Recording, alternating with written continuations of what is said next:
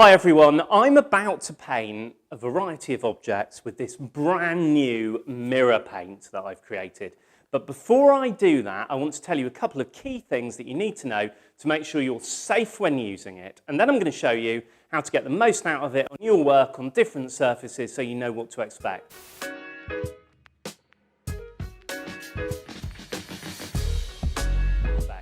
The first thing I need to tell you, and this is crucial, this stuff is a solvent. So the other paints I've made have been acrylics, they've been water-based. This is a solvent, which means you want to have a room that is well ventilated. You don't want to be inhaling these fumes. If you've got a mask lying around, wear it, it's a good idea. The other thing is, when you use a brush with this, and I do recommend brush applying it rather than spraying it, when you use a brush with this, you're going to need to wash that brush in thinners or white spirit to remove mirror. Okay, with that said, let's have a look at what I'm going to paint today and see if I can share some of those tips. Okay, so let's take a look at some of the goodies I've got ready to paint. I thought we'd do a balloon dog, a little homage to Jeff Koons. I thought that's the perfect thing to try and mirror out on. I've also got a spoon. Now, both of these things are a kind of plastic, so we're seeing what it's like on a non-porous surface. I think it'd be fun to do a ping pong ball, and I've actually got a bright yellow one left over from another project. So it's going to be interesting to see how it covers this, or maybe doesn't cover this. I thought it'd be good to see what it does on glass. That's a really cool test. I've got something porous here. So I've got wood. Interesting point to note here. I've coated part of this wood with PVA glue, and I've left some of it uncoated. Likewise, with this piece of paper, I've coated some of it with PVA glue and some of it not. So some of it's sealed with PVA, some of it isn't. Let's see how mirror reacts to that. And then the ultimate of all ultimates, the bean. I've got some jelly beans, and I thought it would be really cool to make a mirrored bean, because you know who would be really annoyed if everyone could make a really good bean and it didn't cost lots of money. And we could give it a pretentious title like Cloudy Bean Gate or something. Right, so you get your mirror, you've got your bottle. Interestingly, you might think you haven't got very much because it's a tiny weeny little bottle, but it goes so far, it literally coats 1 micron thick. So the coverage you're going to get from this tiny bottle is going to be absolutely off the charts. Right. So Charlotte, come in tight on this, and we're going to show them. Can you guys see this? Look at this. Sorry, I get so excited when I get this out. Ready? Oh, it really is, honestly, a liquid mirror. That is a mirror in a bottle. Now, for those of you that have been following for a little while, you will remember I always bang on about using a soft synthetic brush. And with this stuff, you really, really, really need it, because if you use some scratchy comb-like thing, it's going to put marks in your lovely mirrored surface. You don't want that. So you want a soft brush. So it doesn't need to be expensive. People ask me what ones I use. Actually, you know, the best ones are the Kryler ones. They're really affordable, but these synthetic brushes here that I've dug out will be fine. Right, let's start off with Mr. Balloon Dog, and I'll show you how I apply it. Tiny bit on the brush, just the tip. My gosh, it's beautiful, isn't it? Can you actually see that? I hope this is being picked up on the camera. And then I've got the tiniest bit on my brush, right? Please don't dip a whole load in. And watch this. Are you ready? I'm literally just going to coat that balloon dog. Oh, isn't that gorgeous? And what I'm doing is I'm trying to flatten out those brush marks. I don't know if you can see, but I'm literally keeping it as thin as humanly possible. I'm trying to use as little paint as I possibly can. And believe me, when this dries, it gets even more mirrory. But you're probably seeing the whole studio reflected in this already. Wow, and that's what I mean by coverage, guys. I actually have done all of that with that one tiny little dip of the brush. I'm almost, you could actually say at this point, I'm pretty much dry brushing it. Isn't that just amazing?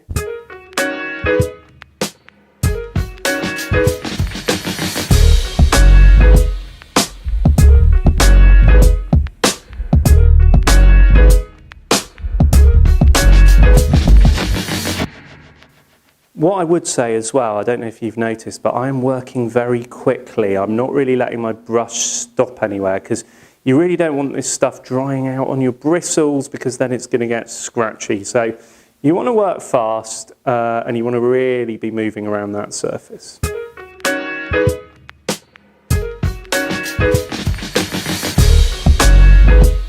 Okay guys, so that is one coat. I've actually decided with my balloon dog that I'm going to leave his bum not painted so that we can see the contrast as it dries. You could do a second coat, so a little bit of advice. If there are a couple of little scratchy marks, you are so much better off doing a second coat than trying to work into this while it's semi-wet, because that's when you're going to get those brush marks. So I'm going to leave that to dry and take a little look at my spoon. So there it is. Apparently this is some sort of eco-plastic. Don't worry, we're not hurting the environment. And I'm going to paint, I think, the front of the spoon with the mirror. Ready? Same deal, really. And as you would expect, that's reacting in exactly the same way as Mr. Balloon Dog was. But again, working very quickly, really not wanting any brush marks. So I'm almost stroking the surface of that. And I think already you'd be forgiven for thinking, actually, that was a stainless steel metal spoon. I mean, this stuff's some kind of voodoo, isn't it? It literally is a mirror in a bottle. I mean, you could mirror just about anything with that. There you go. Mirrored spoon. Next up, ping pong ball. So I don't really know what ping pong balls are made out of. I don't think it's plastic. If anybody knows, tell me in the comments, what are ping pong balls made of? I've stuck my ping pong ball into a screw, which I put in a putty rubber. But I'm hoping this will work. See, it's almost a bit dull, isn't it? And I wonder if that's the yellow. So I'm thinking that we'll probably need 2 coats of mirror on this ping pong ball to get it up to maximum shine. But let's see. Yeah, I'm definitely going to want to give that another coat in a minute. It feels like the surface of it was slightly bobbly. I don't know why. So I'm going to give that another coat. It's not quite doing what I'd expect, like the balloon dog and the spoon. So this is going to be interesting. What does mirror do on glass? I think it's time to find out. So it's just an old food jar from some pasta sauce or something. Oh, that's really interesting. So on glass, guys, it doesn't stick quite as well as you would like. So I think it's going to be a case again of building up a few coats on glass, because that's still quite see-through, isn't it? So it almost likes a little bit of colour, but it has stuck. So I think if we let that dry and give it another coat in a minute, it will be good. Let's see what it does on the wood. Now, as I said, I've sealed this bit just with plain, normal craft store PVA glue. And you've heard me bang on about this quite a lot, about why you use PVA glue to seal things. The reason is it's really cheap, it's really stable, it's neutral pH, it's not going to rot anything. There's all sorts of lotions posts. You always write to me and say, oh, I've ordered this stuff off the internet to seal things, blah, blah, blah. Honestly, PVA is as good as anything. Right, here we go, on the wood. So this bit, no PVA. You can see it's soaking in quite a lot, isn't it? But I do think with a few coats, you can get it to do a mirror. So that's pretty cool. Let's see what it does on the PVA. World of difference. Can you see? It's not actually soaking in anywhere near as much. Okay, it's still going to need 2 coats to get to full mirror, but it's completely different. I mean, that's almost chrome. It's retained a bit of the texture. It's actually quite pretty. Paper. I imagine paper, also being a porous surface, is going to react very similarly to the wood. So for those of you who do art on paper, this is the sort of thing you can expect. So to be straight up about this, you might not be able to see your reflection in a bumpy surface like this, you know, but you will make it look quite foily and metallic. So the flatter the surface, really, the more mirrory it's going to look. Last but no means least, the most important piece we're going to make together today, the bean. Right. Do you know what? For the bean, I think I'm going to use a smaller brush. Okay, here we go. I'm going to attempt to make my own bean gate. Oh, look at that. Look at that. I wish we could get bigger jelly beans. If anybody knows where to get jumbo giant jelly beans, that would be fun. Okay, bean boy, you're not the only person who can make shiny beans, mister. Look at that. Oh yeah, literally 0 pence worth of paint and a jelly bean from Home Bargains. And we're away, guys, we're away. You can see the whole of Chicago in that. Okay, I've got to let that dry.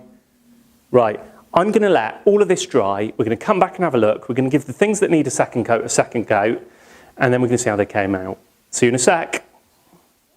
Okay, everyone, so everything's pretty much dry now, and surprisingly, it dries really fast. Being a solvent, it just evaporates and it's done. So the glass is looking quite nice now, but it definitely needs that second coat. Interestingly, look how much paint is actually left in there. I tipped out the tiniest little bit. I painted all these things, and I've got loads left, and well over half a bottle there. So just showing you how far it goes. So now I'm going to go in here, and I'm going to give oh, I've got hair in it. Forgive it.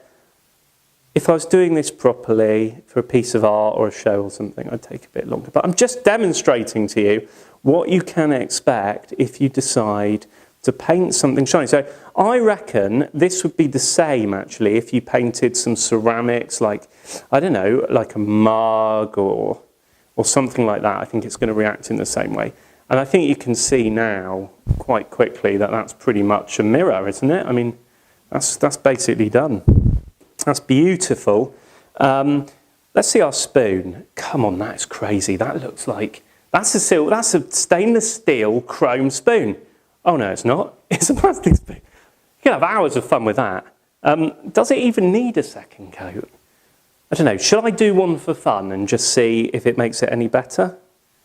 Do you know what? I don't think it adds anything. If anything, I don't know. Yeah, it kind of has. But I don't think it needed it. I'm just doing it for the sake of it at this point. But yeah, I think that gives you an idea. I think on plastic, this stuff is crazy. If you paint any miniatures or you do any plastic model work or anything, some cosplay pieces, you're using silicone, you're using rubber, this is going to be crazy. You're going to have so much fun with this. Mr. Balloon Dog, do you know what? He doesn't even need a second coat, really. But it's going to be fun to give him one, I think, just to iron out some of these imperfections.